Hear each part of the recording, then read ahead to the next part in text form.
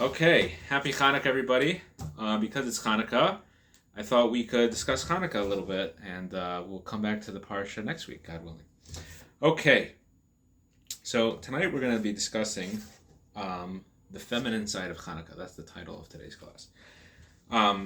What's unique about Chanukah is that even though it's a mitzvah that's a time-bound mitzvah, and usually women are not obligated in time-bound mitzvahs, Chanukah is an exception, that women are actually obligated in time-bound mitzvah of lighting Chanukah candles, right? You have to wait till it's nightfall, it's a specific time. And women are not only obligated the candles, but women are not supposed to be doing household chores during the first 30 minutes of the candles burning, such as laundry or cleaning or whatever, because the Gemara says that women were also part of the miracle. Okay. What does it mean that women are part of the miracle? So we have to go back to the story of Chanukah, right? The story of Chanukah, there were two sides of that coin. Number one, some places in the Gemara it says that the Greeks actually specifically made they made some of the decrees were specifically against women. For example, they made that before a Jewish woman would get married, they had to be given to the king's, the Greek king's representative, and spend and have an illicit relationship with that person before they could get married. And like the Talmud says, the stories that they actually shut down the mikvahs, and they so women couldn't follow the rules of family purity, and they said that the women have to first go to the general or the king's representative, and eventually and the Talmud actually says that, or the Medrash, that actually this is what inspired the Maccabees to fight back. Was actually one of the Maccabean, the Hasmonean, I should say, daughters was conscripted to go to the king's representative, the Greek king's representative, and before she got married, and they went and they started the rebellion by killing this representative because they didn't want this person to defile their sister.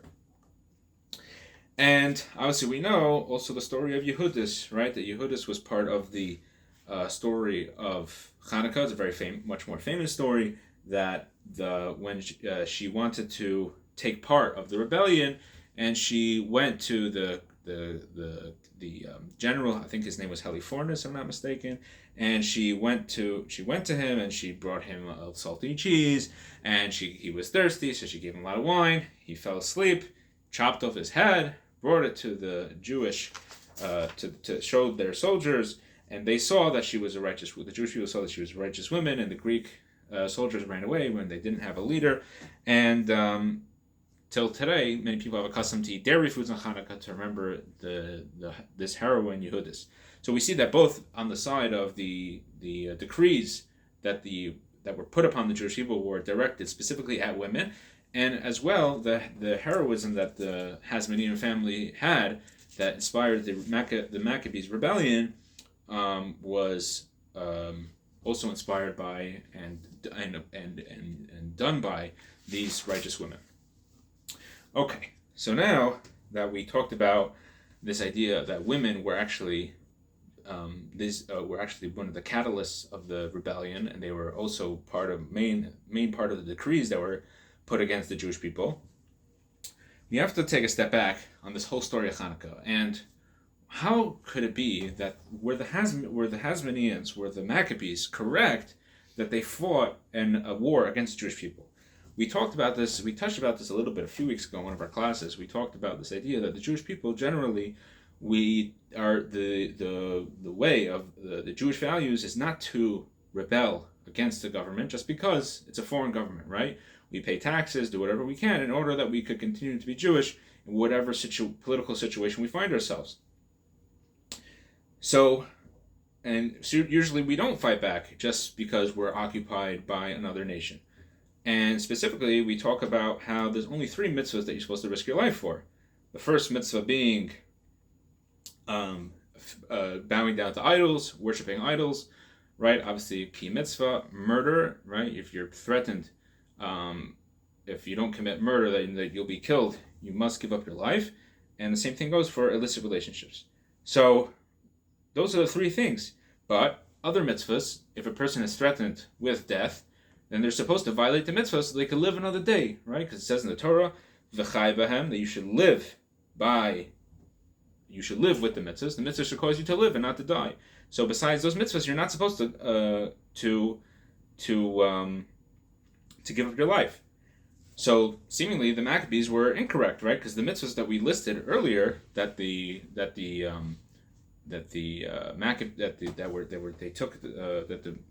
Greeks said that the Jewish people were not allowed to do, like keeping Shabbos, for example, or circumcision, or keeping Jewish holidays.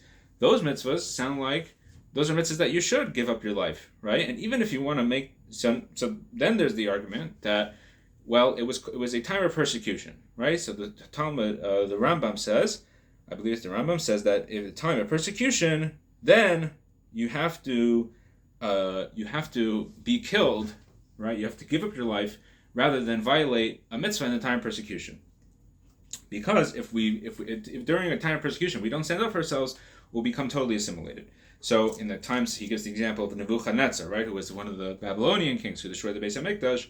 So in that kind of scenario, we're supposed to be killed. However, even if we make this argument, where does it say that we're supposed to risk our lives in a suicide mission, essentially what the Maccabees did, right, in order to rebel against the invading army, right? Okay, so if they came and they offered you a choice, said you have to do this mitzvah, you have to do this avera, you have to do this sin, this transgression, or give up your life, then you give up your life. But who said that you have to go on a suicide mission to kill yourself? Okay, try to hide, try to do what you can in order to preserve the Torah.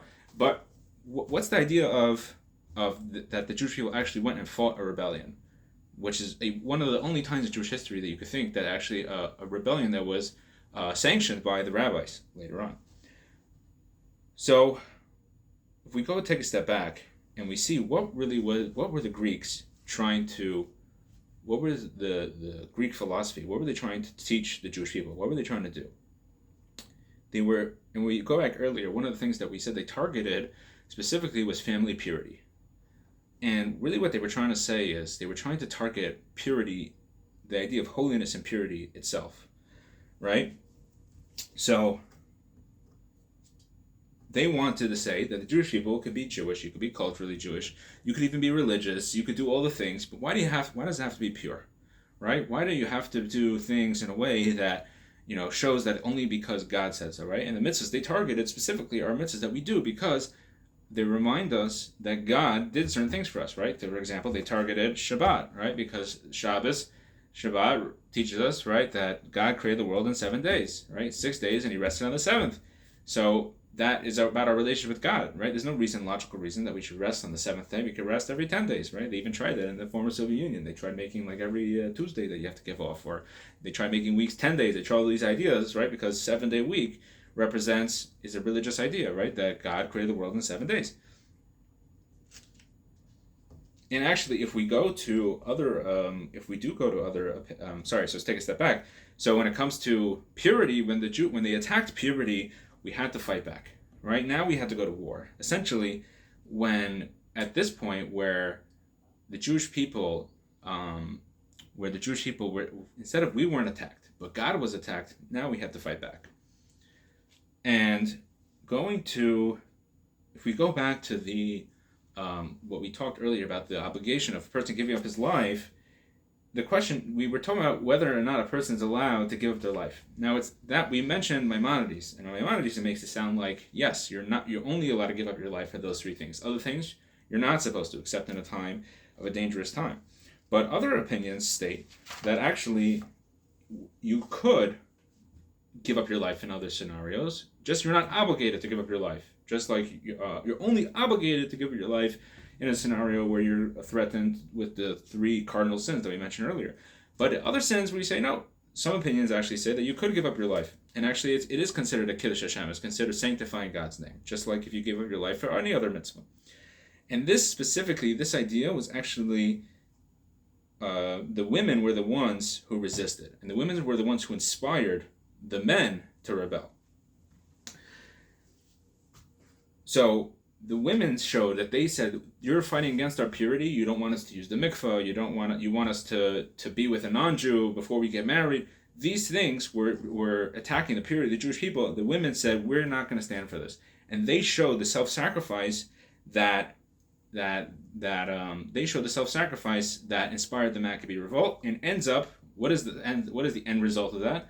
Is a miracle of a miraculous victory, right? The Maccabees didn't expect to win, right? They were just saying, we have to fight back. We can't stand while the Jewish people are being attacked. Of the purity of the Jewish people is being attacked, and the Maccabees then had a supernatural victory, right? A victory that was totally out of proportion.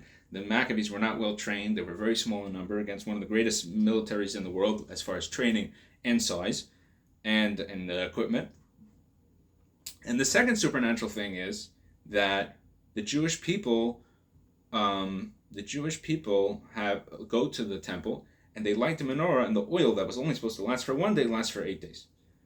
So they experienced, because they went beyond measure in their self-sacrifice, even beyond the letter of the law, even beyond what was required to them. For sure, what was required to them from a standpoint of, they could have just tried to hide and whatever it was, but they went and they said, no, we have to defend the purity of the Jewish people. And they were rewarded with a supernatural miracle.